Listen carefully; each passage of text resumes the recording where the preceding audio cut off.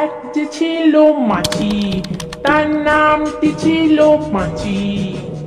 So এই সিনে আমরা প্রথমেই দেখতে পাই কয়েকটা গুন্ডার দল দরজা পেটারে যখন বুম্বাদা ভয় পেয়ে যায় তখন তার মা তাকে বলে, কটা মাছি ভীষণ বিরক্ত করছে, যা দরজাটা খুলে দিয়ে আয় বাবা।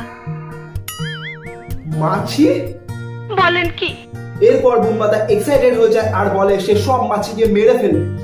মাছি? হ্যাঁ, তাহলে আমি সব কটা মাছিকে মেরে ফেলবো।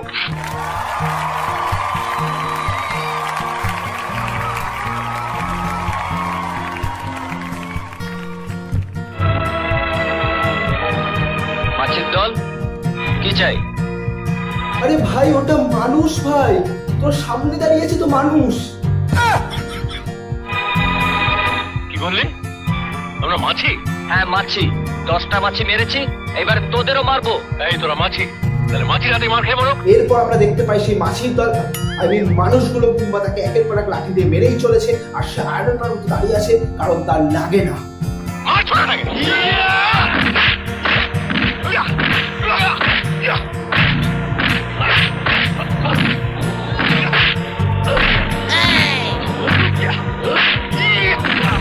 কি মানা যায়? কি হলো, এর লাগছে না কেন? লাঠিতে জন্যই নয়, সত্যি আয়রন ম্যান।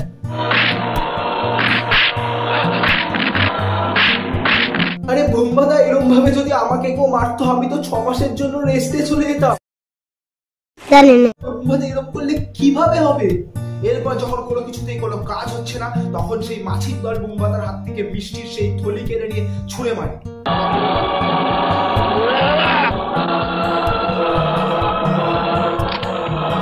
এটার পরে বুম্বাদা অত্যন্ত বাজেভাবে রেগে যায় কারণ মাছিগুলো তার মিষ্টিগুলো ফেলে দিয়েছে মাটিতে।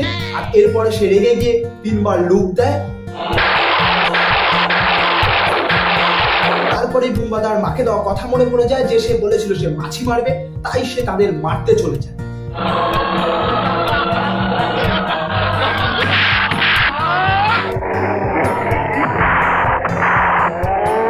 আরে ভাই, একটা ঘুষিতে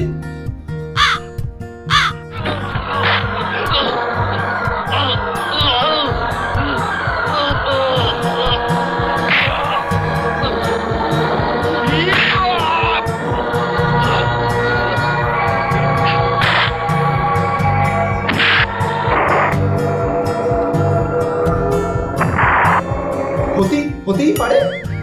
বুম্বাদা আয়রন ম্যান হয়ে গেছিল সেই সময়, তার হাত লোহার ছিল, তাই বাঁশ ভাঙা কঞ্চি ভাঙা তো তার কাছে অত্যন্ত সহজ ব্যাপার। আমার মনে হয় ঘটনা সত্য। এই সিনে বুম্বাদার উপর নীরজ চোপড়া ভর করে যায় আর বুম্বাদা সেই লাঠির টুকরোটাকে জ্যাভলিন ভেবে ছুঁড়ে মারে। শাবাশ বেটা।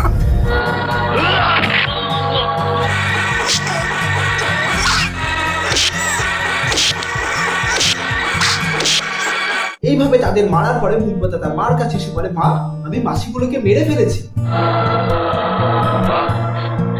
মাছিরা সব মার খেয়ে পালিয়ে গেছে।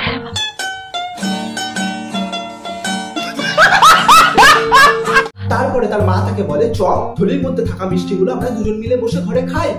এইভাবে এই ফাইটিং সিনটা শেষ হয়। এক যে ছিল মাছি, তার নামটি ছিল মাছি।